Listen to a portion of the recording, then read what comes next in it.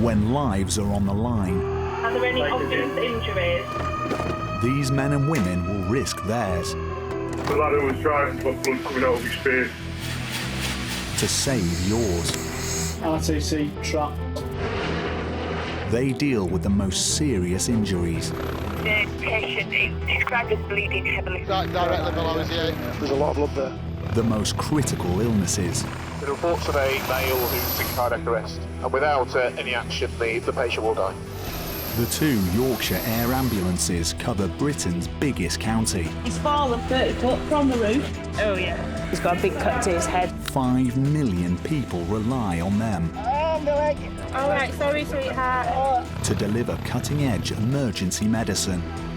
We're just going to go to sleep. He's not looking particularly good. At high speed. If you can activate your major hemorrhage protocol. Every day brings high stakes. We're going to a male that managed to amputate his hand. He put his hand in the wood to move it along and it caught his sleeve, pulled his arm in. Can you feel your fingers at all? Yeah. High drama. She was in arrest when we got her out of the car. OK, back on the chest, charge it up for me. Is everybody clear? Now! And high pressure. She slipped and fell and hit her head. We just want to rule out a kind of injury to your neck.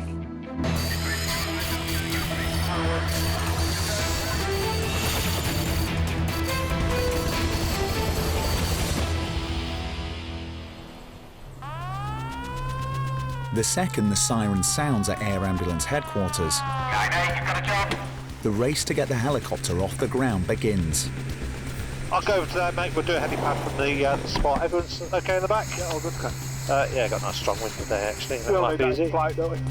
Dr. Paul and the team are racing to a grisly case near York. We're going to a male that's managed to amputate his arm or his hand with a chainsaw or an angle grinder. Not quite sure at the moment. The person making the 999 call understandably sounded quite panicky and concerned. They've told us that it's gone through the bone and we're not sure if the hand's still attached or not. So I guess from our point of view, the immediate consideration is what we call catastrophic hemorrhage. So it sounds like they've applied a temporary tourniquet, but we've got tourniquets with us that we can apply if we need to. Without trained medical help, the man's in danger of bleeding to death. But the team have saved severed hands before. There's some incredible surgeons around at the moment. In the UK, there's been hand transplants done in the last few years, so hopefully there's always an outside chance that this person's hand can be reattached. Therefore, we need to look after the hand. We need to keep it as clean as possible, and we need to keep it as cool as possible. Ideally in a plastic bag, and then in some cold or some iced water. We take that with us to the hospital to show the surgeons, and hopefully they can try and reattach things. The DCA's on scene. I can see it. It's 4 o'clock below, Cole. Yeah, but with the White van, DCA. yeah, wires on the overshoot, field clear itself. Indication of wind looks pretty flat actually, but we'll take out the auto trim, please. Okay, you want it out now? Yeah. Pilot Collins aiming to land in a field near a garden where a summer house is under construction. RRV's just gone past. Yeah. Happy there? Don't want to get too muddy. Yeah. Okay, through down, clear to go. You have to me straight out, Colin. Yeah, might as well just go from the back end. The patient's in the back of the ambulance. 40-year-old gentleman, just have a look. Yep. Hi mate, Paul, one of the doctors. Phil Rhodes was working on the summer house when it happened. Technical saw injury. When we arrived, the gentleman did an improvised tourniquet which stopped the bleed. However, since we've moved him, that has failed, they start bleeding again, but we've put a tourniquet ourselves. Just make sure that's actually stopped it, mate. Let's just have a quick look. Yeah, sure. Bleeding. Has that stopped bleeding? Yeah. Still oozing. Phil's hand is hanging on by a small piece of flesh. How much of it's still attached is probably what we need to look at when we can do, in terms of whether we just need to cut it off or... His workmate saved his life by using a makeshift tourniquet. I was just chopping some wood with a circular saw, and he put his hand in the wood to move it along, and it caught his sleeve, pulled his arm in, and just severed his hand. We come to the front, we got out of his jacket, wrapped it around his arm, tightened it up so the blood stopped coming out, and just sat him down and waited for ambulance. What we're going to do, Phil, we're going to get you wired up to a load of monitoring. Right. Okay. We're going to give you a bit of pain relief. All right, you need some strong pain relief given what's happened. Let's find out what he's doing in All it. right, can you feel your fingers at all? Yeah. Can you feel that? Yeah. You can feel that. Can you feel that finger? Can you feel your thumb? So you can feel in middle, ring finger and little finger, but not his index finger or thumb. So he's got radian and partial median, but has sensation and illness. His pain is great news. It suggests the nerves haven't been severed, and there's a chance his hand can be saved. Right. Well, we need to get you wired up before we start giving you some. We're going to give you some ketamine. All right, horse tranquilizer. It's going to space you out a little bit. You might feel a bit weird with ketamine. All right. That's completely normal. Okay. What we don't want to do is, like, lots of things going on and you start looking at your arm and everything, it's actually just make you even worse with the drug that's on board, all right?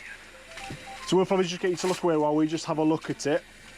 All right, we need to see which, we know it's gone through one bone, but we need to have a look at the other one, all right? Quite a nasty injury, so he's got a partial amputation to his left wrist at about this kind of level here.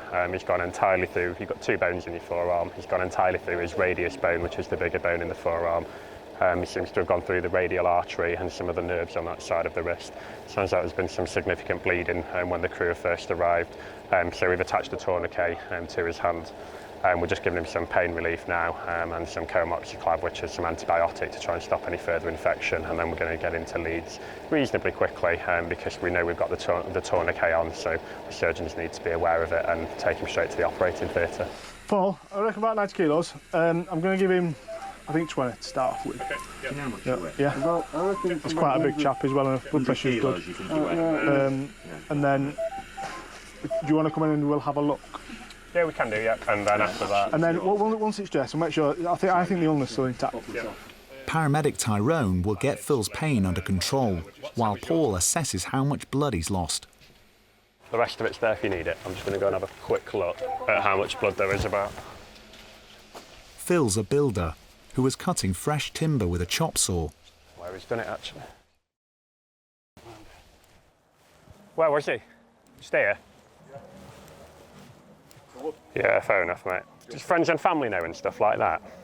I'm going to go see his mum now. I'm going to tidy all his tools up and I'll go see his mum. Right, Let her know that he's off to LGI. Yeah, so we're going to take him to LGI, okay. It's obviously a fairly nasty injury. We'll need to go to... Be able to don't know. Need to go to theatre and they'll be able to have a good look at it in there, okay. It's quite a long path from here. They may well be able to reattach things, but again, there's risks in terms of infection and other things down the line. But yeah, if you let his family know. Phil relies on his hands to make a living. This is a devastating accident for him. Right, ketamine 1008. Do you want to just jump up, Paul, and we'll have a look? You want to ask control what time you see it around? Yeah, of course. If we're happy that the second tourniquet has stopped it, let's release the second one after. Once we start having a look at it, because he's got a makeshift on, hasn't he? Okay, yeah. So once we assess it and make sure it's not bleeding, we'll release the second. Our one on and a makeshift one. Makeshift one, but our one's more approximate, distal to that. Got a lot of swelling up there. I can't get to cut this off. Tyrone and paramedic James need to see the extent of the damage without causing more blood loss. It won't be easy. How are you feeling? All right? Okay, yeah, good. You're doing, yeah. It's completely normal, all right? The good thing about the drug that you're having is that you probably won't remember anything that's happening, okay? But that's all normal, Phil, okay? At last, Tyrone can see the wound, and it's even more serious than they feared. He's gone through both. Bones, yeah. Whoever's in the front, would you mind just starting up and then getting us setting off to aircraft and then... Yeah, whereabouts are you? We just turn the street, turn right, and we're just in field on left there. Is that not good going too far? So the good thing is you've still got feeling to your fingers, or three fingers, yeah? Not good going too far. No, it's not good to going through both, but you're going to need a lot of surgery on that arm, all right? So let's take a positive out of all this that you're still not feeling to your hand, okay? It's quite a lot up there. Right, okay, I'm just going to give you some more ketamine. All right, buddy. The longer his hand is starved of blood, the harder it will be to save. The race is on to get Phil to hospital, 25 miles away in Leeds. We're good to go, yeah, whenever you are, yeah. The ketamine is easing his pain. Right, it's blood. So we're currently in York. We've got Phil, who's 47. The job is as given. He's had a industrial accident with a circular saw, and as we got to seeing the ambulance staff at scene have actually applied a tourniquet, which is really, really good to stop any further bleeding. We've offered him some analgesics, we've given some ketamine just to help with the pain, and had a good examination of the wound before we head back to the aircraft. It appears that he's actually gone through both bones in his mid-forearm, his radius and ulnar, so we're going to waste no time to get him across to Leeds. The ketamine means Phil is now much calmer. Did you get any backup out on the van? What's in it? I don't know. Keep going straight. Oh, I'm intrigued. Oh, medic, missus. Oh, it's best sandwiches, then, aren't they? You just watch your head on the aerial. Bring that leg over, your other leg. Phil's on his way to the regional trauma centre. Right, James, are you all right there? That happens to be the base of the team that pioneered hand transplants. Yeah, you're all right, yeah. Right, someone's got his arm. Right, Phil, lay down. Their know-how could be crucial for Phil. Perfect. That's how we do it. It's a 12-minute flight at maximum cruising speed. This patient's got quite a lot of pain at the moment. I think the adrenaline's gradually wearing off, so when he initially had the injury, I think he had a lot of adrenaline on board and therefore couldn't feel the pain too much, but as we're flying in at the moment, he's starting to complain of more pain, so we're giving him a drug called ketamine, which is a strong painkiller that we carry, and as we've given him more of that in the flight, he seems to be more settled as we go along. So we'll start going down towards the landing pad at the LGI, okay? Right, so when we come into landing, it can be a bit bumpy and rattly, but it's all normal. Pilot Colin is flying Phil into the Leeds General Infirmary helipad. So we've got the two white cranes to the right as well. Yeah. It's surrounded by high-rise construction sites. So I'm going to go to the left-hand side of those and just let the cock into wind. Okay. That's good. Happy with that? It's going to cancel the warning. I know it's not quite straight down, but we're into wind. Okay. There we are. That's smooth. Better than the last one. Didn't feel it.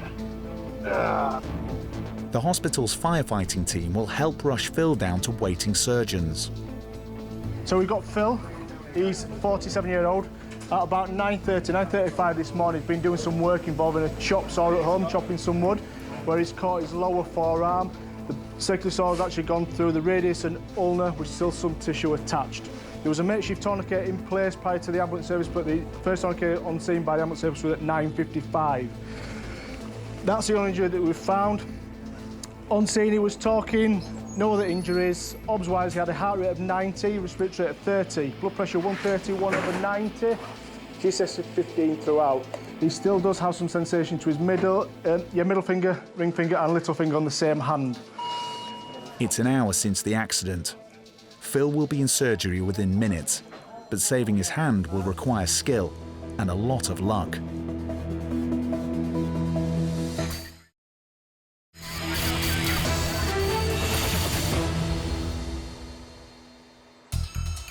It's lunchtime at the Nostell Air Base, but dispatcher Pete is putting food on hold. Might send you out. We've got someone who's been hit by a car who's unconscious. Details from the 999 call sound serious. Breathing, conscious, no. Try to call a person. I cannot find a pulse, right, get going. Helimed 99 is 11 miles from the scene of the emergency. Engines both to fly. Flight both guarded. Confirm both flight guarded. Doors and harnesses. Close secure on the right. Dr. Chris and paramedics Lisa and Daz are heading for South Yorkshire at 150 miles per hour. ETA, what we've got? 6 minutes at the moment. Just on our way to an incident the Doncaster area, reports of a patient who's been hit by a car. The initial call onto the ambulance service says the patient isn't breathing, so one of our concerns is this patient may be in cardiac arrest. Things don't really get any worse than that. Are there any resources on scene? There was when we set off, there were about 4 or 5 minutes out, so there should be at least an hour. CPR in progress. Paul Holmes is on scene. Is he? I thought he would be. He lives just round the corner from here. Paul's one of the team's paramedics. He's due on shift in 2 hours. The church is to the right of it. There's like a little path running through trees. It's there. Oh yeah, visual. Excellent scene, preparing to land. Pilot Steve must find a landing site in the middle of town. So this is where I want to be, just at the bottom of this lot here. Looks clear on the right, everything's stabilised now. Clear left, you're good there. Thank you. Left rear looks good. Right's on the was good. It's a difficult place to touch down. but just big enough. All right, I'm just going to move forward now that we're clear of that. I'll put it on the grass here. Still good left. Thank you. Dog walker there, yeah. Okay, guys, you clear out into the 2 o'clock. Paramedic Paul was driving past with his wife, who also works for the ambulance service. It's an unexpected end to their Valentine's Day outing. Hi, Paul. So, it's a medical arrest. She's basically come across, travelling that way and into the wall. We came round the corner and basically, you took up a lot of that. Basically what's happened is she was in arrest when we got her out of the car. CPR, got the defib from the local unit, which is one DC shot. Yeah. All right. The patient is 64-year-old school cleaner Elaine Mace. She collapsed at the wheel. Paul, do you want to carry on leading because you know what's going on? Are you happy doing that? Yeah? If you can do me a favour and just make sure the airway's all right, you're happy with the airway. We did have an entidal initially when I put the eye gel in at 5.5. Okay. So we've got the metronome running anyway. Karen, can you sort the drugs out for me? Elaine's in cardiac arrest. Her heart's been restarted twice, but has quickly stopped again, despite Paul's skills. We were actually just driving down the road because we actually live in Wath. Obviously noticed some people trying to get a lady out of a car, so obviously we stopped, found out she was in cardiac arrest, so we managed to get out and start CPR straight away. Obviously somebody was already on the phone to the ambulance, which was a bonus anyway, so we could understand quite quickly where the nearest defibrillator was, which, fortunately for the lady, is actually literally probably only about 100 metres away from where she is. Giving CPR is tiring, and Chris is taking his turn. Paul, we're going continuous chest compressions to ventilation. I'm happy if you are. The sound of the crash alerted people in the area. I originally thought the car were on fire. Just seen a load of smoke coming out from doors and everything. I couldn't actually see if anybody were in car or not. I've jumped out and had a look. I've just pulled doors open as I've got the issue of gasping for breath. And then other lady come up, tried to find the pulse on it, were really weak. All we've done is just phone 999. They've took us through what to do with her. 5 seconds, Chris. The team are using all their skills to revive her. Right, guys, stop there for a rhythm check. That still looks like a shockable rhythm. Okay, back on the chest, charge it up for me. Do you want me to do compressions after it's shot? Yeah, got the swap, yeah. What's your leg, Karen? Okay, is everybody clear? Now. The shock from the defibrillator is designed to kick Elaine's heart back into a normal rhythm, but it's not working. She's had 4 shots. Paul's wife, Davina, is also taking her turn. So I think we should continue for at least until we get basically an outcome or something changes where taking her in will change that outcome. We were straight on chest the second she came out of the car. Yeah. She's quite a good colour, but that might just be good CPR with ventilation. Then there's a breakthrough. I've got something. I've got femoral. Okay. Her heart is beating again. I'm not sure, but... I've got a femoral. Okay. 0.7. So she's still very critical. She's not ventilating for herself, so obviously we're still ventilating to try and oxygenate her as best as we can, but her heart has now restarted. We managed to shock her a few times before the ambulance crew turned up, so obviously that's been quite beneficial. She's actually, looks like she's just picked up some medication for heart problems that she's got, but I think she's literally just collapsed at the wheel, probably not known much about it, maybe a bit of chest pain beforehand, and just hasn't stopped in time. And the second she hit the wall, obviously she'd collapsed, and bystanders have managed to get her out. Right, should we get in? Somebody needs to ring Rotherham. We need to give atropine. They're preparing to take her to Rotherham Hospital, but then her heart stops again. We can't feel a pulse. No pulse, right, okay. Can you ring Rotherham, jump in and ring Rotherham? We need our bags. Des, can you sort our bags out on thingy and I'll take over from that? So I'll take over leading. Yeah, give the adrenaline now, please. They're going to continue the fight for her life in the back of the ambulance. Yeah, Pete, we're all loaded onto the back of the DCA. Patients were arrested, so we're just going to continue CPR in situ for them and until I'll update you shortly.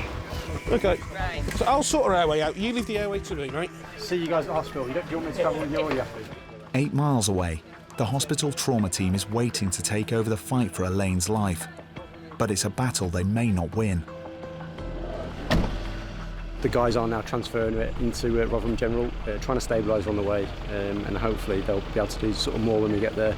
We're still unsure as to why she's gone into cardiac arrest yet, but yeah, we might find out more at hospital. For Paul and his wife, Valentine's Day is over. It's time for him to head to the airbase for the late shift.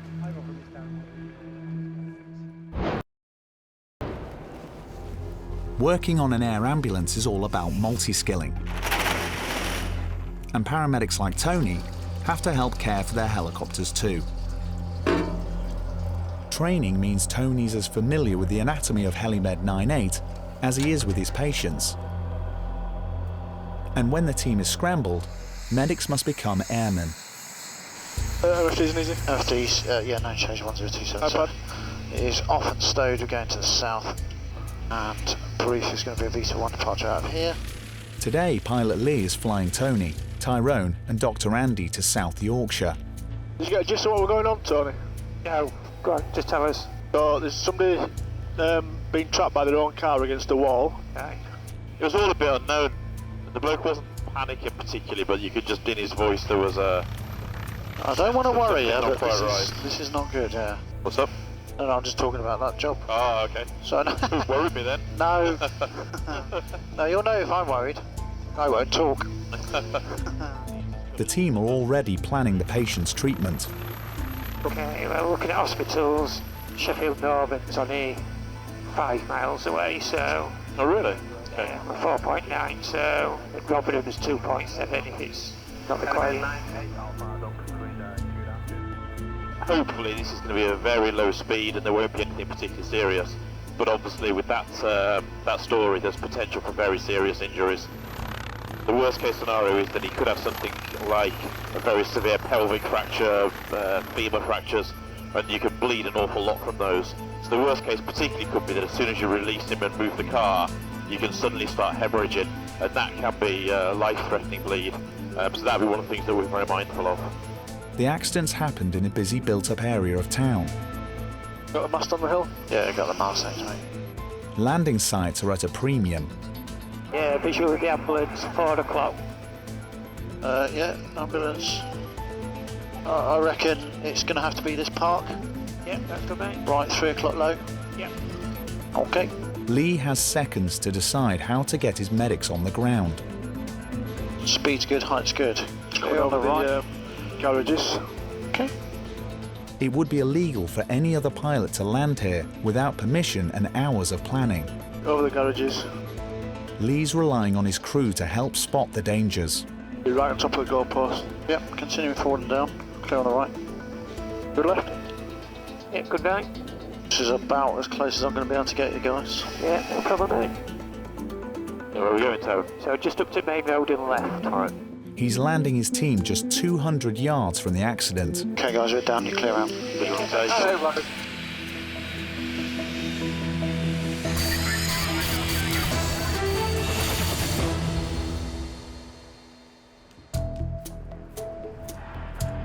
Dr. Andy and Tony are on their way to back up a local ground crew working on a man who was trapped by his own car. Hello. That's Matt's car. Yeah. He's got out of the car and he's trapped his leg against this wall. When we've got here, his legs are up in air and he's down here. We've released the car, but it's not actually fallen over the wall. It's been lowered. Right, just okay. with his legs in air. So we've turned him round and this is what we've got. Matt's lucky to be alive after an accident in a pub car park. You normally fit them well? Yeah. Playing football tonight. Yeah. Do you hurt anywhere else? Or was it just your leg that was pinned? Below the knee. Yeah, cool. Hey, like at the minute, out of 10. Not been known to take Bar staff dialed 999.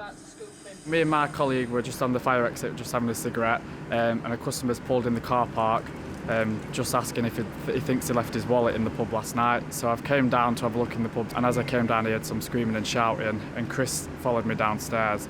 And we came out and the handbrake snapped on the car, and it was in the side of the pub, and the guy was laying there with his leg caught between the car and the wall. Obviously I were in panic at first, so we rang an ambulance and they said at first not to move the car, and then afterwards, a couple of minutes later, they said to us that we couldn't move the car, so I pulled it up into the car park. I had to keep my foot on the brake for a couple of minutes because obviously the handbrake's giving way, and then I've just had to reverse it back a bit just so it's leant against something. It looks like Matt's had a lucky escape. His leg was crushed, but it doesn't appear to be broken.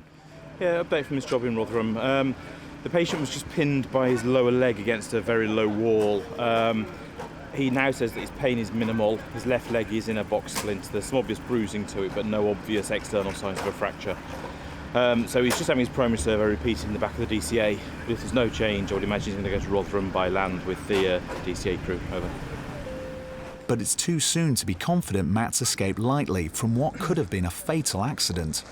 Crush injuries can result in delayed but lethal side effects. So you've not got any pain, sort of? No, honestly, it's all well below the knee. I go trigger. You've put weight through that one, haven't you? Yeah, that one's absolutely fine. Yeah. Sorry, I'm going to be gentle. Sore there? Yeah, where you're touching, that's basically where it starts to get a little bit numb, a little bit sore. Not sore as such, I can feel you touching. Oh, yeah, that's, okay. Yeah, I can feel that, thank you. Okay. Dr. Andy wants to be sure it's safe to send Matt to A&E by road, rather than fly him to a major trauma centre. Take some breaths in and out for me. And again. Good. And again. Good. Just relax, you're fine. No pain in your tummy. And your hips are all right. It appears to be an isolated injury to his lower leg, so obviously he could have a fracture there, a break in his lower leg. Or he could have something called compartment syndrome, when you get a lot of pressure building up in the muscle compartments. There's not a lot of space for it to swell into, so that can start to compress some of the structures in there. So that'd be a concern, kind of thinking moving forward. That's not anything we have to do anything about right now. It's just something we have to bear in mind, and then the hospital staff will keep that in mind as well, because when they examine him. But right now he hasn't got any signs of that, so I'm not overly worried. Matt will be heading straight to X-ray as soon as he arrives at A&E, and his recovery may not be as straightforward as it seems. Okay, tell me exactly what happened. Every day, a computer program helps ambulance controllers diagnose thousands of medical conditions. Okay, if he becomes less awake or he starts getting worse, tell me immediately.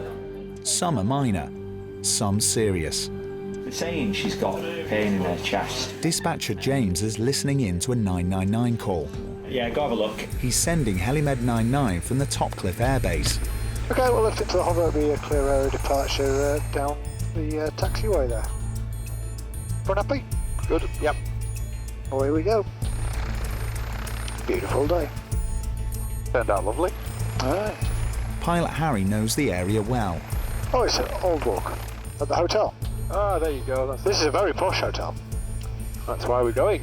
I think it's got a golf course attached to it, this hotel. I believe so, yeah. It has, so chances are we're going to land on the middle of a golf course. There are reports the patient is vomiting blood in the restaurant. Right, visual the large building, which I assume to be the manor. Coming up into the 12:30, I'll fly down the right-hand side kit for your benefit. Thank you. Do we have a resource on scene? There might or might not be. There's some travelling. Right. Okie dokie. There's the main car park. Where do we think the restaurant's going to be? Well, it's all good. It's all the big house. It's all golf course around it, isn't it? So, right. Okay, the RV appears to be parked at this side. 9-8 visual received, preparing to land over. There's some wires down there that we're just flying under, but I can't see any more on this particular bit. Can't see any wires. Roger that. Okay, it is a little bit windy as turbulent as we come under the trees there. Harry's touching down at a hotel that charges up to £400 a night and is a major events venue. Just a few leaves blowing up. And we are getting videoed, which is just wonderful. I do like it when people video us. There's a wedding. There's a wedding. Having photos as we speak. Oh no! Leave us fully down. You're clear to go. Just hurry, bye. Right. A family wedding has been hit by a medical emergency. All right, Joe. Okay. Jo Holden works in the hotel. Her boss tried to help. About an hour ago, she just... No. She's been with me since 6 o'clock this morning. She was alright, sweetheart. About an hour ago it started. Right, can we get on? Did the pain start before you were sick, or was it the sickness that started? No, the pain started before about an hour ago. She said that she started doing indigestion, and then she come back to me, and then she just said she started with tingling in her arm and her fingers, and then she's been like this ever since. About 40 minutes today? The hotel first aider dialed 999. I was told to come to the restaurant, try to get her comfortable, kept talking to her and breathing, and basically was there for about 15-20 minutes until the professionals turned up. Joe, have you got any pain in your back? No. No? There's one here. All right. You're all right. Kit and Andy fear Joe may be bleeding internally.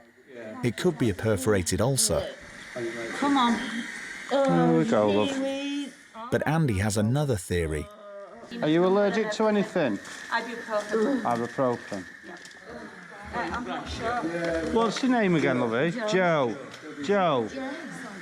Do you feel like you're going to fall off that chair just at the moment? All right. It's all right. Can you sit back just a touch for us? Is that the pain? Okie doke, lovey. I've got some ondansetron in my hand, mate. We're going to get you on our chair, OK? He's going to give her a drug that prevents sickness. And some fluid too, just in case you want to take it. Yeah. Guys, that's ondansetron. There's some ondansetron there for. I'll give her as soon as she's stable. We'll take that syringe off you. They're going to take her to an ambulance to examine her more thoroughly. Desk medic 1. Yeah, just a quick update, what I know so far.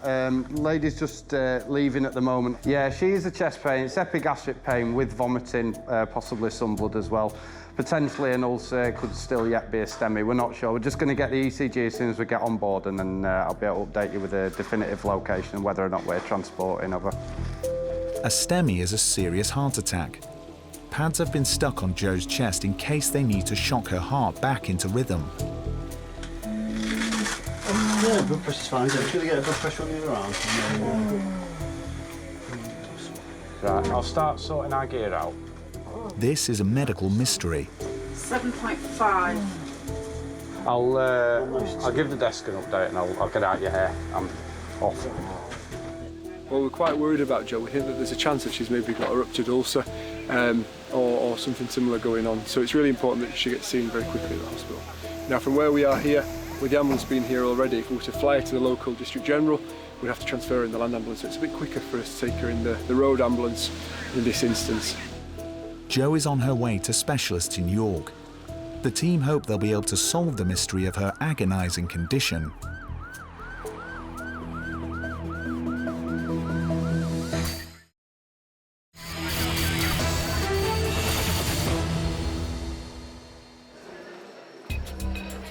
Nearly 1.5 million foreign tourists visit Yorkshire every year, attracted by the ancient streets of York, the beauty of Whitby, or the wide open spaces of the Dales. A desk from 99. Listed.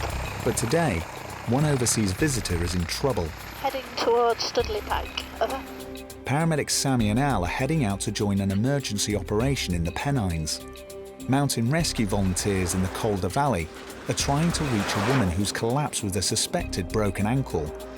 Calder Control, Helimed 99. Morning, Helimed 99. Morning, Anne. We're en route to your location with an ETA of 15 minutes to the Pike. When he's off duty, Al's a member of the rescue team himself. Roger to that, we're putting vehicles in at end of Declane and Lupper. We're on the way to the South Pennine Moors up above the town of Hebden Bridge. There's an old war memorial monument up there called Studley Pike, and we've been given information there's a casualty with a leg injury actually at Studley Pike. It's a relatively inaccessible location. You can get a four-wheel drive to within about 1.5 miles of it, but there's no direct access to it other than on foot. So we're en route, the local mountain rescue team are en route as well. We've just been talking to them on the radio. They're sending vehicles in from 2 different sides, so hopefully we'll be able to get right into the patient, but if not, we might have to come up with a plan B. We're parked up at the end of Dick Lane now, and we're going to walk towards the Pike with fell party kit. 5 minutes to run, Al. Have the crew definitely confirmed she's at the Pike? We've done a phone find on the casualties mobile, and that confirmed they were at the Pike, so I'd go to the Pike, I think. Yeah, let's go to the Pike. They're circling a stone memorial 1,300 feet up, on the hills above Hebden Bridge. So I've got a group of people at 1 o'clock to the pike itself. Mountain rescue team. Yeah. Calder control, Halifax 99's visual with the CAS site. We'll landing shortly. The obelisk was put up to mark the defeat of Napoleon, but pilot Colin's giving it plenty of room. Is that a good distance about here? Yeah, we're going to have a mountain rescue team to assist, so it doesn't matter that we're really close. There'll be plenty of people. Just have a quick look at this area here. Sure. That looks all right. You good on the right? Oh, looks good. Their patient fell at one of Yorkshire's most remote attractions. Hello. Are you all right? My name's Matt. Nice to meet you. I'm Al. It's Alison. A local paramedic had to hike more than a mile to get here. Alison was stood on top of here, had a funny turn, fell off, she's rolled her ankle. Okay. She can feel her feet. There's no obvious fractures or deformities or anything like that. Okay. How much pain are you in? Not much at the moment. Okay. Shall we give her some paracetamol then? Some ibuprofen to be going on with. Ali and her partner travelled a long way to Yorkshire. We're from Sydney, Australia, and came over to see the Women's World Cup and catch up with friends. We were going for a walk and Alison was taking a photo. She got up on a rock, but then as she was coming down, she slipped and fell and hit her head. And then as I came up, I thought I felt really faint. And, Okay. Yeah, so, people came to help and everything. And I always fainted almost straight away. So. Okay. She fainted and her breathing was very weird. Yeah. She was struggling breathing as well, and we got really scared. We lifted her up and then she came to, but she said she felt it. She'd been out it was only about 30 seconds or so, but she said she felt she'd been out of it for about a week. Before we kind of go too much further, we just want to rule out a kind of injury to your neck because you have fallen and banged your head and you have been unconscious as well. I don't think she's ever had a faint like that before, so, she's worried about it as well. Al wants to rule out a serious medical condition or a neck injury, as well as treat her ankle. We've been 5 weeks on holiday, France, Italy and England, and we're going home in a couple of days. So, Alison said at least it didn't happen when we were cycling in France. Our intention is to fly the lady to Blackburn. Over. Mountain Rescue have hiked across the moor to reach them. Okay, thanks. Our challenge here is just literally where she is. We're at least a mile from a track. Mountain Rescue are exemplary at getting here with the right pieces of kit. We're even going to borrow their stretcher to get her to the aircraft. And then we will literally fly her to the hospital. Not because she's life-threatening, just because of where we are. So mainly putting this in because we're going to just give you a little bit of something in case you feel a bit sick. Ali's other half is accompanying her to hospital. So what we'll do, we'll introduce you to the pilot and he'll give you a mini briefing. We'll sit you in, strap you in, we'll give you a headset. If you've got any questions, just wait till we've taken off. Yeah. Or ask beforehand. Yes. Yeah. And your partner will be laid flat on the stretcher, so you'll be right at the side of her. It's quite good. compact. Good. Have you ever flown in a helicopter before? No, so I'm quite excited. They're heading into Lancashire, to the nearest trauma unit. Hello there, it's Al, one of the paramedics with Halifax 99. I'm just on the moors up above Todmorden with a lady that lost her balance, fallen over, banged her head and sustained an injury to her left ankle.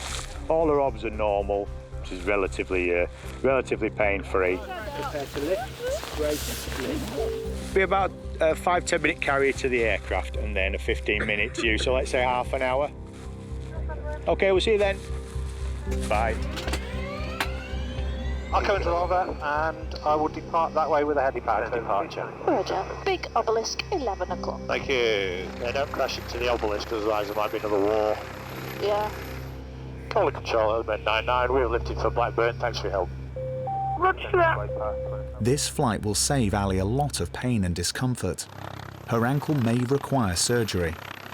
It's a good sort of half an hour's carry for the mountain rescue team from there down to a vehicle, and then it's you're on a bumpy track before you get to the road. So you're looking at maybe 3/4 of an hour of kind of discomfort for the patient. We could just get her to hospital quicker and smoother using the aircraft. It's Colin's first visit to Blackburn. So the hospital's this side of the main conurbation. Yep. It does stand out, the helipad, and then it's a car park in the hospital. Oh, looks good left. Beautiful. Air desk from 99 landed. Right, we're going to get you out of the helicopter now. Okay. Onto like a little trolley and they'll push into it and I'll come in with you. Okay, thank you. And explain what's happening. Thank you. Ali's made it from the Pike to hospital in less than 15 minutes. It's hoped doctors will be able to treat her ankle so she can fly home soon. But this appointment in A&E could lead to a long layover in the UK she wasn't expecting. Happily, X-rays reveal Ali has just torn a ligament in her left ankle. It's a painful injury, but she's well enough to fly home to Sydney 3 days later in a moon boot. And to hear this helicopter, my thought was, goodness me, they're coming for me. And I actually thought they were going to land almost on the rock that I was, leaning against. It felt very close. And a few months later, she's now married to Anne and back in the Australian sun. Her medical injury was an unexpected end to a dream holiday. We're staying at the wonderful holiday we'd had. We've been on all sorts of modes of transport. And about 20 minutes before that, without word of a lie, I said, the only thing we haven't done is a helicopter. So, of course, I was teased about it later, saying, we're going to do anything to get a helicopter right. Has that stopped bleeding? Yeah. Still oozing. For builder Phil, the day he all but severed his hand in an accident with a saw is burned in his memory. A lot of stuff goes through your head, like, what am I going to do now? I've lost my arm, I'm not going to have my arm. I thought, that's it, I've lost my hand.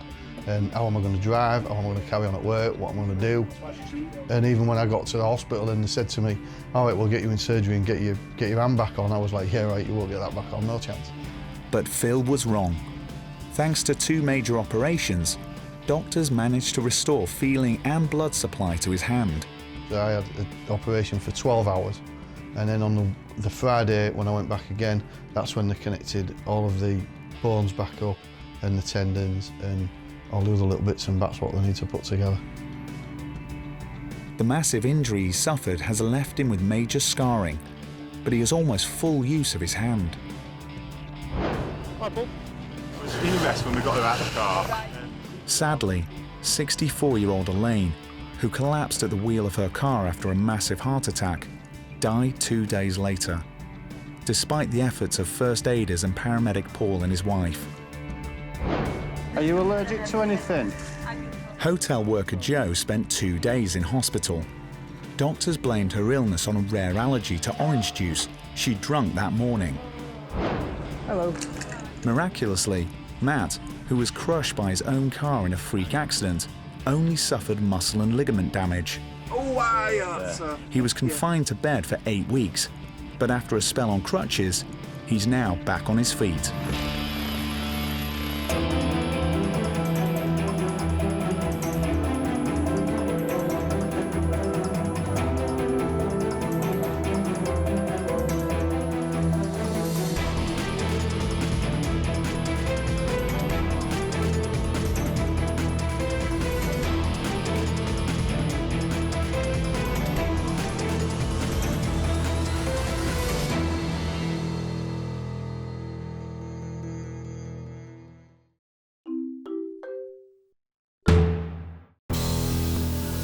When lives are on the line, Are there any obvious injuries?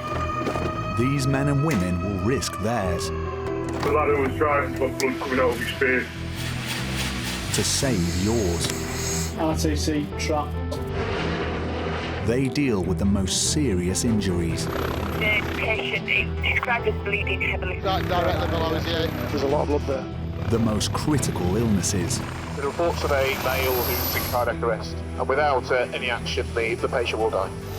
The 2 Yorkshire Air Ambulances cover Britain's biggest county. He's fallen 30 foot from the roof. Oh, yeah. He's got a big cut to his head. 5 million people rely on them All right, sorry, sweetheart. to deliver cutting-edge emergency medicine We're just going to go to sleep. He's not looking particularly good. at high speed. If you can activate your major hemorrhage protocol. Every day brings high drama. Stepped out in front of a bus. Steady, move. Got some pretty nasty injuries there. Some big wounds and some broken bones. High stakes. Tubes through, carry on CPR. Car started filling up with smoke, and then that were it. Come round, it looked like he was having a bit of an heart attack or something. And high pressure. Now, does it hurt when you breathe? No. That's it, your backside it, lad. So, guys, all happy with the plan? Ketamine, straight in the leg, and off.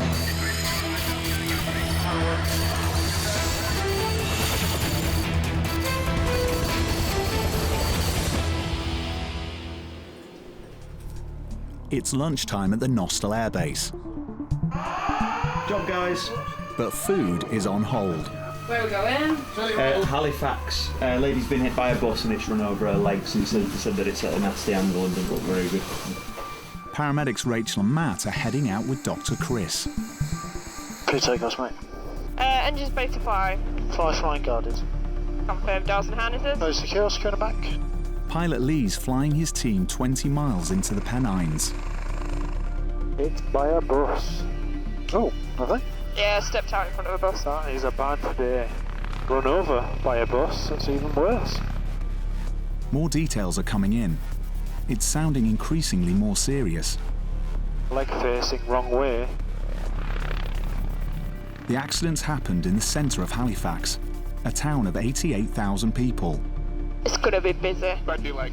Yeah, I get that. I just need 2D. 2D is an area just twice the length of the helicopter. It's the minimum size Lee needs to land legally. But there's another problem. Oh, it's the Peace Hall, that. Anyone landed in the Peace Hall before? Lee has to land within the walls of a Grade 1 listed building. The Peace Hall is an 18th century architectural masterpiece that's one of Yorkshire's finest buildings. Dean's just coming up to you at 1 o'clock, guys. Just underneath us now. Peace Hall's very close. I take it that's next to that church. Jessica, just Sam team, we're just making finals for Peace Hall, I think. Yeah, a bit of Peace Hall. Yeah. Scatter those people. Yeah. Lee's relying on the noise of his engines to clear visitors from the courtyard. I can't believe you're landing in a helicopter at Peace Hall. Roger, thanks. Unless you can think of somewhere else. No, I can't. Not anywhere close by. This is a challenging landing.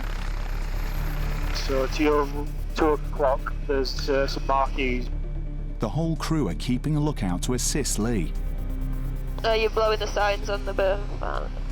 Yeah, no, they've stopped. Inch by inch, Lee's lowering Helimed 99 gently to the stone surface of the courtyard. Guys, you happy? Yep. Right, down. Let's go. The accidents happened on a street outside the hall near the town market. Got some entrance, wasn't it? Some entrance. The pensioner at the centre of the emergency is still under the bus. Hi guys, you alright? 78-year-old Lorraine Greenwood was out shopping with her husband. This is got under the bus. She's got the different fracture to her left leg. Both legs were crushed by the wheel. Yep. Gloved as well. Yep. That's as far as I've got. I'm just getting a line in, really. Hello. Hi. All right, darling. These chaps are going to sort you out, all right? Yes. Yeah, and we'll just give them a hand. The incident was seen by dozens of shoppers. We saw the bus come round the corner, we heard a thud, heard the lady scream, and then came to give some immediate assistance. Darling, what do I call you?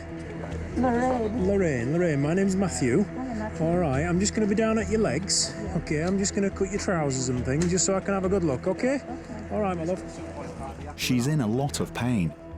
Dr. Chris wants to give her ketamine, a powerful painkiller. I'll just give her 2.5. Are you happy with that, or do you want to give her? I'll give her a lot more than that. Well, lots of people started to come out of the shops. At that time, her legs was... The bus driver had stopped immediately, but the front wheel was still on her leg, and she was absolutely screaming in pain, so he moved the bus forward off her leg, but then she remained still. My name's Chris again, I'm the doctors with the Air Ambulance. What's your name then? Lorraine. So, Lorraine, my mate Matt's having a look at your poorly legs. Yeah. Do they hurt today? The sting. They sting, okay. Well, you've got some pretty nasty injuries there, some big wounds and some broken bones. But we can't leave you on the ground all day long. No, it's getting cold. So what we're going to do is gradually move you and get you on this board. Lorraine will need major surgery, and she could lose both legs. Protecting her wounds from infection and preventing further damage is their main priority. Can I just borrow you for a lift? Is that all right? Okay. I'm ready? Yeah. Hold on. Just going on that knee as well. Okay. Ready, steady, move. Well done, love. Well done. Okay. And then we're going to go on to back and up. Okay. At last, she's clear of the bus. Lorraine, darling, just keep your legs still, Spadge. I've got them, okay? I've got them. Right. Okay. Ready, steady, move. And onto her back. Just stop there, and then we're going to slide up about a foot. Ready, steady, move. Get that right in against the bum with that board. And now she's going to go onto her back, okay? Ready, steady, onto her back. Well done. Board right down flat. Well done, love. Okay. That's it. Well done. You're quite happy with your head, aren't you? Now they can see her legs properly. It's becoming obvious the flesh and muscle between her ankle and knee has taken the full weight of the bus. How much does that leg hurt with her? Happy? Okay. Okay. An 8 at the minute. Okay. Are you guys happy to attach chest straps for me? Yep. Lorraine is remarkably calm. It's clear her injury is life-changing. It's completely shredded, though, isn't it? It is, mate. She's a deep loved it complete. Right, a minute. Lorraine, what I'm going to do is I'm going to give you some really strong painkiller, okay? It might make you go a little bit woozy, all right? The team's medical advisor, Dr. Jez Pinnell, has arrived by road to help out. So we're making a right fuss of you here, aren't we? Happy, Jez? How much do you want, Rachel? She lost a fair bit of blood, hasn't she? Yeah, she has, but it's not bleeding now. Rachel? Happy neurovascularly? She's got a pulse, yeah. Dr. Chris wants Lorraine to be comfortable enough for a journey to the helicopter. Is that pain any easier in your leg? Is that pain any easier in your leg? You put some little straps across your arms now. Yeah. Feel a bit woozy now with that medicine. Analgesic-wise, I'm quite happy with it. They're going to make a move. So once that splint's on, we're going to lift onto that trolley. Do you want to just clear a bit of a path to get over? And then we'll go down to the aircraft. All right, so 2 on each side if we can. Right, Lane, we're just going to move you onto this trolley, okay? Ready, steady, lift. Nice, steady walk over.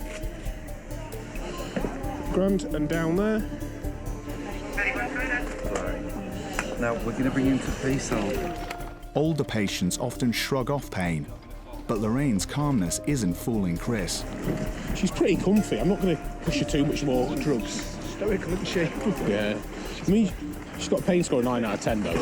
She's on 15 of ketamine. She's being pushed through the town centre where she came to do some shopping. She needs hospital care, urgently. Right, Lorraine, we're going to get you in a helicopter in a minute, okay?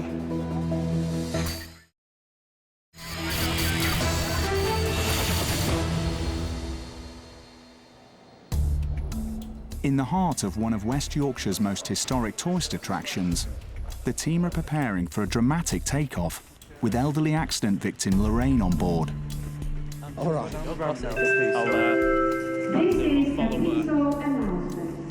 I please ask that everyone kindly move themselves away from the helicopter? Helimed 99 will soon be starting up. You all right, Lorraine? Just go right round the back of the tail. Just stay away from the aircraft just for now, and then we're going to go head in on the other side. Yes, of course you can, love. Have I got my bag? Yeah, we've got your bag here. The police officer's got it, and we'll take it with us. All right, love. So in a minute, it's going to get a bit loud. Lorraine's going to be hooked up to the helicopter's monitoring system. All right, Lorraine, we're going to put you on this bed now, all right? And then we're going to feed you into the helicopter, and then we'll meet you inside. All right? Okay, cool, mate. Right, ready, steady, lift. Feet down. Chris is concerned the accident may lead to the loss of her leg. Looking at the main part of the kind of torso, head and thorax, it looks okay. But she's got this really pretty horrendous lower leg injury, kind of a lot of fractures, quite a few fractures there, a lot of skin loss. So she's had some antibiotics. Her pain's pretty well controlled. She's quite stoical. She's not really moaning too much. Says it just stings. We're going to get her to LGI. We'll be there in about 15 minutes. Grand. Right, Lauren, let's connect you up to a bit of oxygen, okay? How are we getting on? Are you sore? You're okay. If you are, if you are sore, you can tell me. There's no prizes for having, for not having painkillers. You don't get an award for it or anything, Right, it's going to get a bit noisy, OK? If you need anything, just give us a little wave. Pilot Lee is reversing out of his historic helipad. Landing in the Peace Hall is a first for the team. I've never seen so many phones in my life. He's heading east to the major trauma centre. I'm going to continue up, mate, so I've got to fly away. So I'm going to fly away on that. Yeah. Got the mast, got the chimney, 12 Got the chimney at 12. It's a 10-minute flight into the heart of Leeds. Okay, 160 miles an hour. Not bad. Orthopaedic surgeons have been summoned to meet Lorraine on arrival. She may undergo surgery today. Okay, mate, so pylons in the 12 o'clock left to right.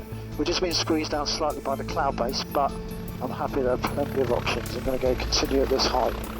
Rachel's not yet flown into Leeds General Infirmary. Approaching through the high-rise buildings and cranes is a critical procedure. So, mate, what I intend to do is we'll fly past, turn around the sort of like the brown high-rise, and then make our approach in on this track, basically. Cranes on the overshoot, and which will be on our left. But again, they shouldn't be a factor. Okay, so I'm just going to make my turn, guys, so I'm just going to tighten it up slightly, nothing too red arrows. Lee's on final approach over the busy city centre. Okay, slight drift to the right. Okay. Continuing forward. And they're down. We're just going to pull you out, Lorraine. Okay. Their patient's heading down to resus. So she's got this pretty contaminated wound with lots of exposure of the bone and soft tissues. So what will happen is she'll go into the emergency department. The trauma team will make sure there's no other serious injury with her, and then she'll probably need some x-rays and some imaging of that leg to try and determine the extent of that injury. Chris wants to reassure his patient. When we get in there, there'll be loads of people, okay, all making a fuss over you. Bit like wedding days all over again. But that's just to get you sorted out, okay? Talking to me. This is 78-year-old Lorraine at 5 to 1 this afternoon. She was walking across a road and at low speed a single-decker bus has hit her and she's gone under the front wheels. Her lower legs have been run over and then the bus has reversed back over those lower legs. Lorraine is on her way to emergency surgery. The medical team are beginning the fight to save her leg.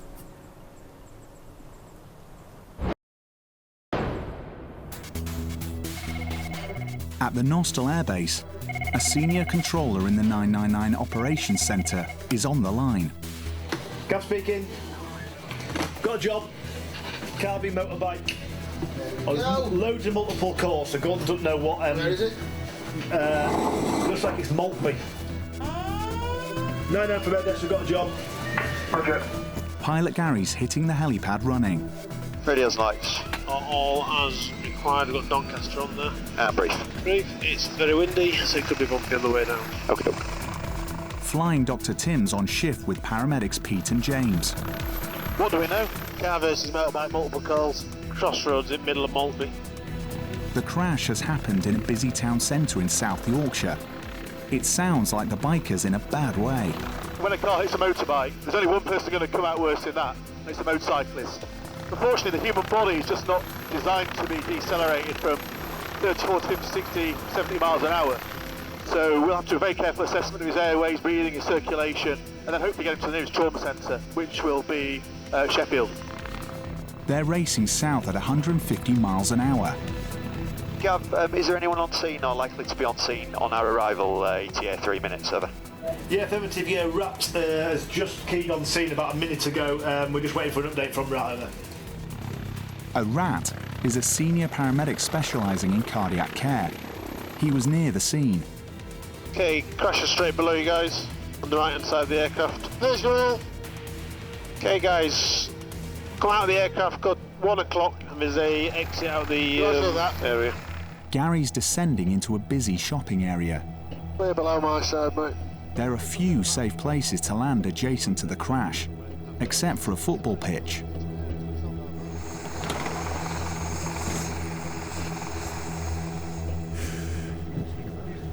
Yeah, this isn't ideal, is it? The biker is in the care of the ground paramedics. He's losing blood. chest seems clear, his abdomen seems clear, his pelvis seems tight. His knee's an open fracture, and where his patella is completely exposed and just open. Nick Rayfield was on his way home. Now he has a very serious leg injury. His wife has rushed to comfort him. So this gentleman's ridden his scooter, collided with a car. Luckily, he doesn't seem to be too fast, but he's definitely got a very nasty injury to his leg and chipped off the bottom of his thigh bone. It's the biggest bone in the body, so it's very serious if you damage it, and if you damage it enough, you can actually bleed to death. Nick's in great pain. Now listen, we're going to give you some medicine to make you feel a little bit relaxed. Then we're going to give you a strong painkiller that's going to make you feel a bit wappy. All right, so if you start feeling a bit weird, we've done it to reduce your pain. Now, does it hurt when you breathe? No, just your knee. Just your knee? It's all just your knee, is it? The left wrist does hurt a little bit. What about your teeth? There's quite a few missing anyway. This is a life-changing injury. He may need emergency surgery. So guys, all happy with the plan? Bit of Madaz, ketamine, straight in the leg, cover the wound, and off. Dr. Tim's concerned Nick may have more serious injuries caused by the impact with the car. It appears it wasn't his fault. Sit your backside it, lad. Open your eyes for me. How are you feeling now? Oh, God. You feeling any different? Can you feel drugs kicking in there? Oh, yeah. Now Nick is more comfortable. Dr. Tim wants to straighten his leg. This is going to hurt a bit, I'm afraid. They're going to align the broken bones to prevent further blood loss. But we did find that there was a lot of bleeding coming from the leg, so we actually had to put a tourniquet on in this case to stop the bleeding, so we could get him to hospital as quick as possible. Let's get him on the scoop, ready for the DCA. I mean, all we can do is keep him warm. Nick's leg's been put into a vacuum splint. He's very cold. They'll use a ground ambulance to warm him up as soon as it arrives. Cold is a killer in trauma, so if you're cold, your blood doesn't clot properly, so you just keep bleeding and bleeding. So one of the most important things we can do to help patients is to try and keep them as warm as possible. But obviously on a day like this, it's very hard. That's why one of the first things we did was we just got a mountain of blankets and covered him in that. And then we've got a special heating blanket that's battery powered that we use as well. So by keeping the patient's temperature up, we help them to help themselves and form a blood clot so they don't keep bleeding. So we'll need a bit more ketamine for the tourniquet in a bit. So I think all we can do, Pete, is just get him on the scoop. Yeah. I think I can hear the DCA. The accident's happened a short drive from the major trauma centre at the Northern General Hospital. He'll travel there by road. His airway's all right, his breathing's all right, his pelvis feels all right. We've sorted his leg out, the bleeding that we saw has been controlled. Surgeons will have to rebuild Nick's knee. He's lost a lot of tissue. No, it's not that threatening, he's going to need an operation there. His wife can stand back now. It's been a traumatic experience for her too. So we've sorted out the bleeding, we've put the bone in the right place, we've given him some very strong painkillers because very, very painful having your femur broken. The priority to him is to keep him warm, get him to hospital as soon as possible so he can have an operation to put his bone back together again. Right, are we ready to lift? Ready, steady, lift. Nick's on his way to hospital care. Okay, and down. Nice. Police are investigating the cause of the crash. So we're happy to hand over to get the garrison back? Yeah, as long as our friends have us give ketamine en route, I'm happy. Nick faces a long and painful recovery. The team are going to head back to base, leaving him in the hands of a local crew.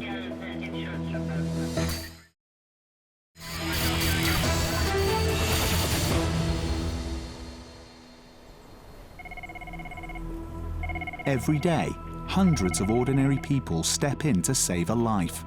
Are you right by him now? Using medical skills picked up at first aid courses.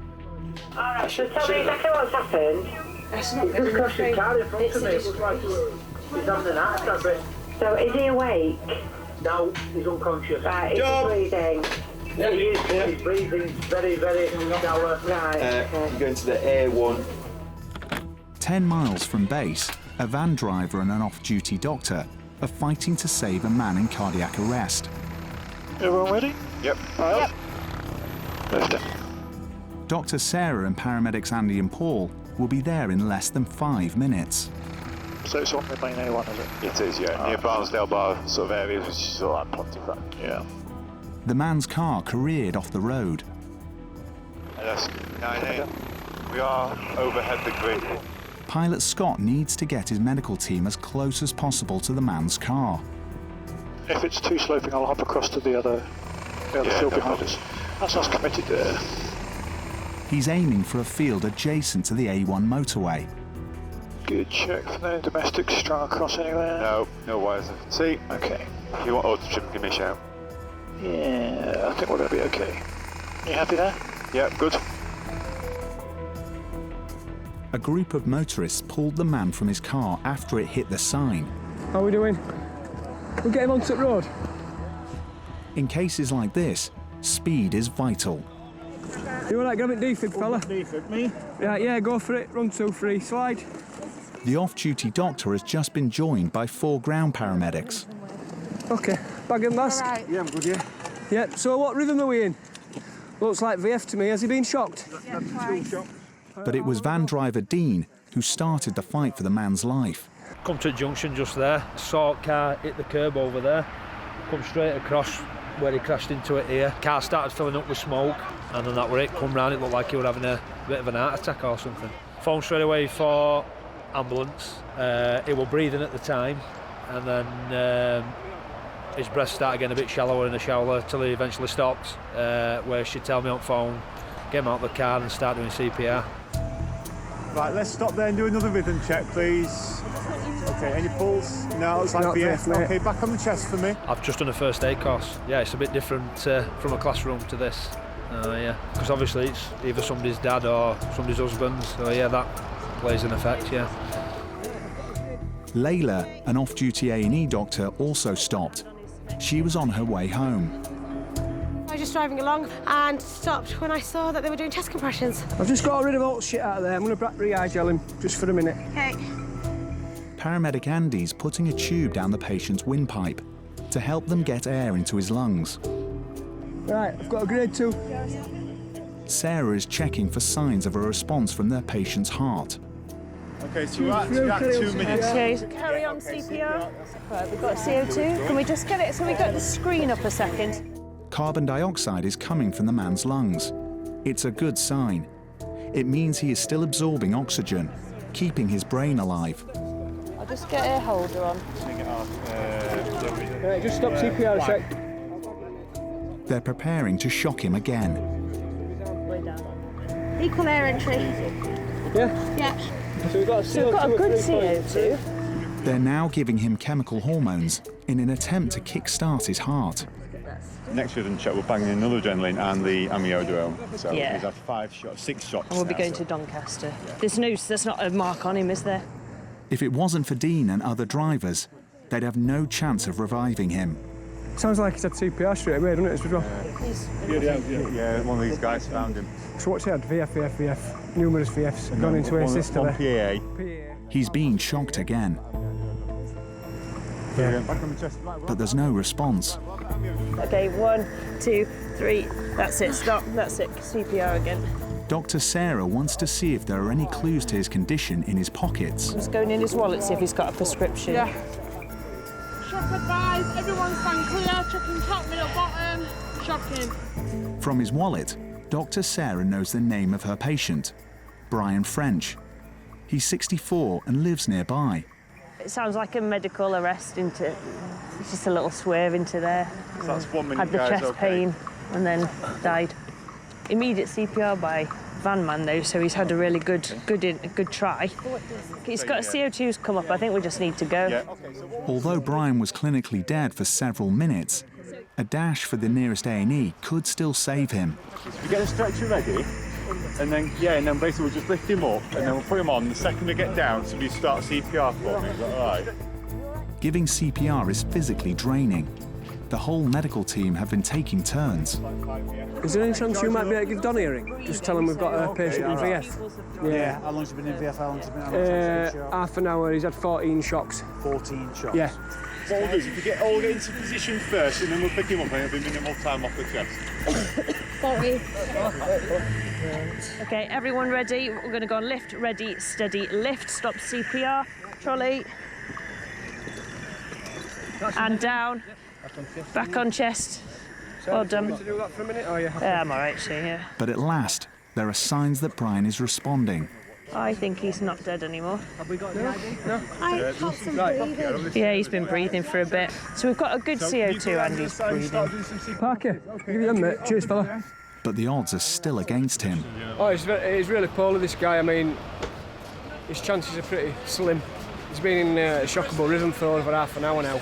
That's why we're transporting him, because there could be something that we've not done and he needs to be done in hospital. So. Will you take his breathing when we get over? I will. Okay, that's it. Sorry, stop. Okay, right, go ahead. In less than 15 minutes, Brian will be in the hands of cardiac specialists. Call's been put in by CS. To Doncaster? Yeah. It's there. He's going to let them know when we've set off. Thank you ever so much. Well done. Like that. Can you put that? In fact, with our kit up there, with that, you can see it just behind CS. Relates us to be, well, it's still PE actually. Very slow. Very slow PEA. So this gentleman's in cardiac arrest, so CPR's been started straight away by bystanders, and one of the bystanders happens to be a doctor who's just done an advanced trauma life support course.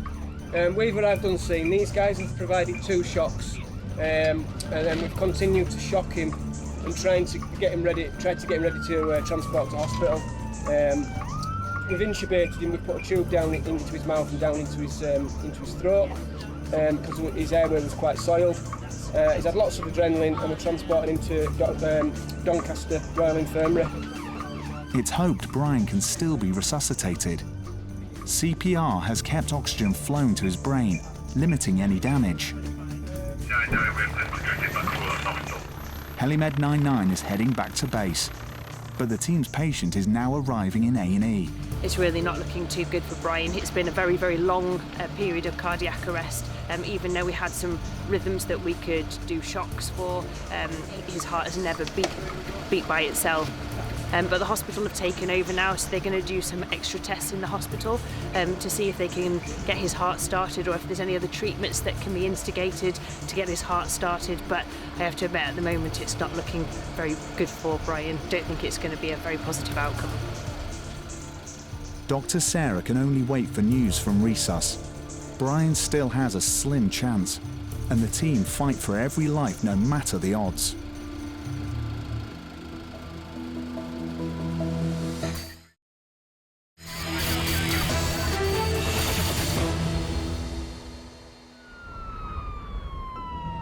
In the Yorkshire Dales, paramedics can cover 200 miles in the course of a day's work, ranging across remote moors and fells. And when a serious case comes up, backup often comes from the sky. At RAF Topcliffe, the air desk is on the line. I've got a chap who's been basically since 12:30. He's been dizzy, disorientated, he's got dysphasia, he can't put sentences together.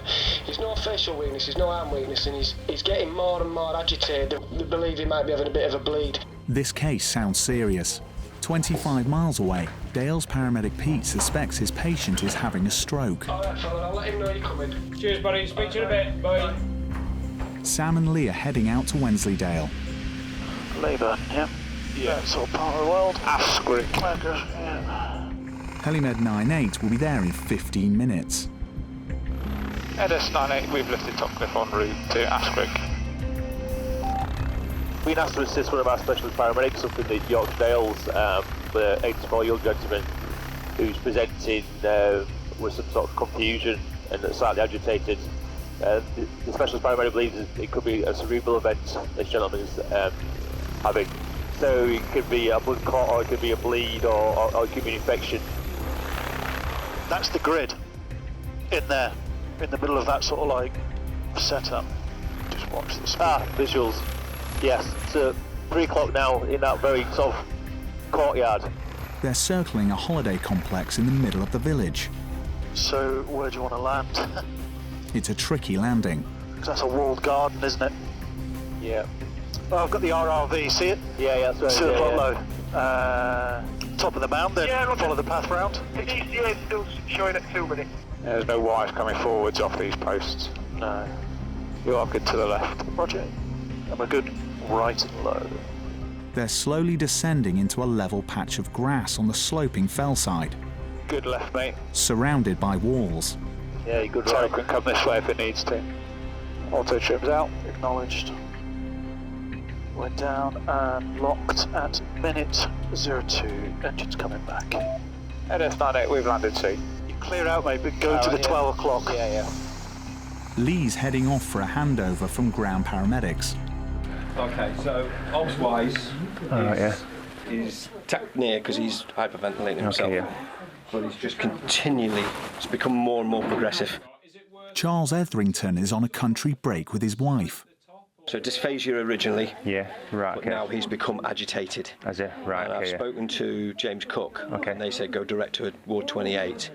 Local paramedic Pete fears Charles is seriously ill, but his symptoms are confusing. He seems to have quite a variety of symptoms. No one symptom that seems to be kind of the most concerning. So we're just going to try and repeat some observations and just try and get to the bottom of what's happening today. Well, I don't know how to describe it. Yeah. I've got a... You got a headache, have you? Place in my cart, and there's not a lot I can do. Charles doesn't have the weakness a stroke causes. Lee suspects this could be a life-threatening infection, like sepsis. It's going to feel a sharp scratch on the back of your hand, Charles. Sorry? Little sharp scratch, OK? I'm just Well, in a better mess. than I thought it was going to go. I've got a... Charles's wife is very worried. He was well this morning and went out for a walk. Oh, I feel awful. Charles, it seems like there's a few things happening. What's sort of bothering you the most? Is it this headache that you've got, or is it the pain in your throat, or is it something else? What's the worst thing that's happening at the moment? I'm shaking, It's a medical mystery. I really don't know what to say. I feel awful. Okay. Chorus, I just don't know what to do. And Charles's answers aren't helping much. They're going to fly him to hospital specialists. We'll fly him to the nearest hospital in about 15 minutes. The specialist paramedic has already rang ahead to the hospital, so they are expecting us. To facilitate that, we're going to have to just give him a little bit of sedation. Hopefully that just will sort of calm him down a little bit for us enough just to take him to hospital safely. Charles? I'm worried. Charles, what we're going to do is going to give you a little bit of medicine. You should hopefully just relax you a little bit, OK? Can I have something? Because I feel really awful. For Lee and the team, this is a difficult, sensitive case. Beyond everything. Charles, you've got to go to that chair and then they can help you. Which chair? This chair here next to you. Their patient is going to the James Cook Hospital in Middlesbrough, 40 miles away. Oh, that's awful. Oh, there we go. There you go.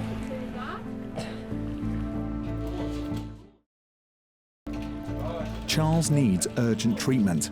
He's no longer speaking coherently. I cannot. I have too much fast. Too much. Too much. Pilot Mark will have their patient in hospital in 20 minutes. We're 101, fuel reserve towards me, that's all good. Let's go. NS98, we've lifted C, reaching James Cook. Gotcha. The Charles is really quite a challenging patient. As we've been on scene, is progressive. They've got a lot more agitated. It could surely be to the presence of the number of people on scene, and lots of people intervening with him. But we're trying to do the best for the patient. We're giving some sedative to try and make him more amenable to transportation. Unfortunately, it's not the desired effect, and he's still quite agitated. Night is falling, and the team are anxious to get back to base. But first, they must hand over Charles to the A&E team. NS98 on approach, James Cook. Clearing all the obstacles my side. The gates are down and the traffic stopped apart from the ambulances. Roger. And we'll LDP there. We are down. NS98, we've landed, James Cook. Doctors are about to begin tests to identify his medical condition. Untreated, it's potentially life-threatening.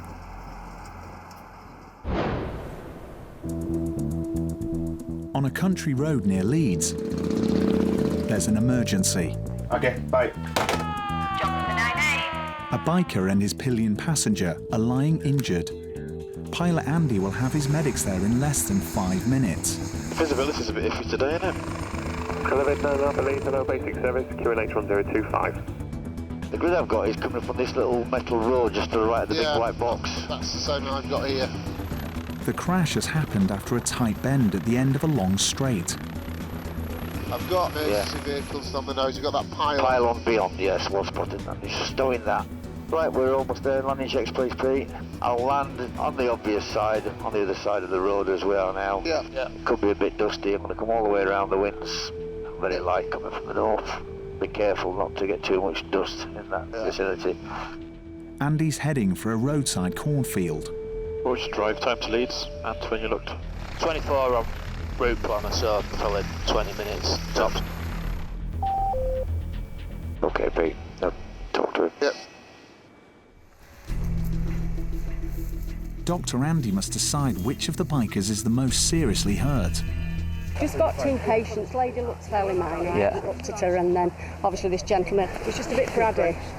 The team are most worried about Lee. It looks like he may have a broken neck.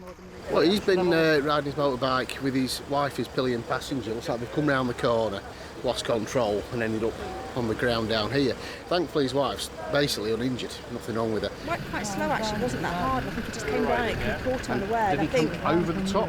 Sounds like he's fractured his collarbone, which is very painful, and he also has got a fracture to his middle of his tib and fib on his left-hand side. His foot, although it looks oriented, we think he might have ruptured quite a bit of muscle in his calf as well, so the shin doesn't look like it should do. Slowly, the team are trying to rule out life-changing injuries. All right, Lee, where's your worst pain? Leg. Your leg, which leg? Left. Left one? All right. Was he pillion or? Front. And then we've not looked at his leg yet, have we? To get cut out and scope and everything, yeah. His leg pain could be distracting Lee from a more serious internal injury. We're going to have you get your boot and jeans off to have a look at that, is that all right? Take the jeans off. They're splinting his leg and pumping painkillers into his arm.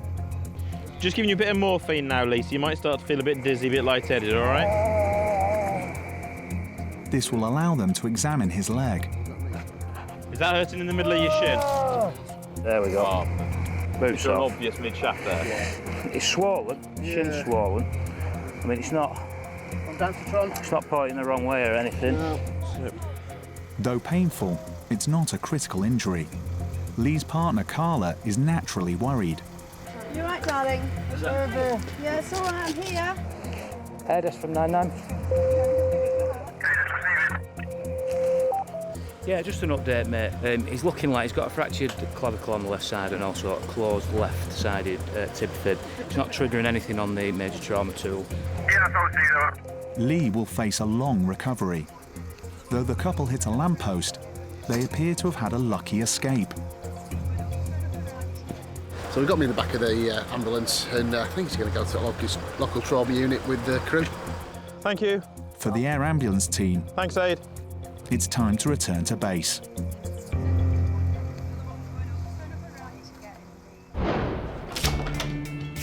Lee's now back at work, but he broke his shoulder and his leg, which needed complex knee surgery. I had to have an operation where they end up going through my knee and putting a titanium rod through the bone to hold the leg together.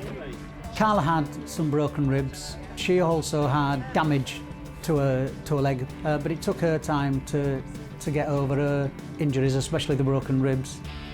It was a narrow escape, and the couple thanked their leathers and helmets for saving them, as well as their rescuers. If I wasn't wearing the biking gear that I was wearing at the time, my injuries would have been a lot worse than what they are. You don't even think about having accidents, you don't think about injuring yourself, but these things do happen. And to know when it does happen that the actual people there, the qualified people and the equipment's there to do what's best for you it's just fantastic. It's brilliant. You just don't appreciate it until you need them. Both Lee and Carla are riding again now, but it's taken a long time for them to feel comfortable on 2 wheels. Tubes through, carry on CPR. Carry on CPR. Sadly, Brian, who collapsed at the wheel of his car, died in Doncaster Hospital soon after his admission. He left a partner and 2 sisters. Hi guys, you alright? She's got a different fracture to her left leg. Okay. Lorraine, who was run over by a bus while shopping in Halifax, spent 10 hours in an operating theatre at Leeds General Infirmary, undergoing reconstructive surgery. The decision had to be made whether they amputated my leg. So that gave me an idea of how bad it was. And I was so grateful that they hadn't done, of course. And I thought, well, will I ever walk again? And I am very determined. I thought, well, I will walk again. Every little movement I made was praised, and which made me feel good and helped.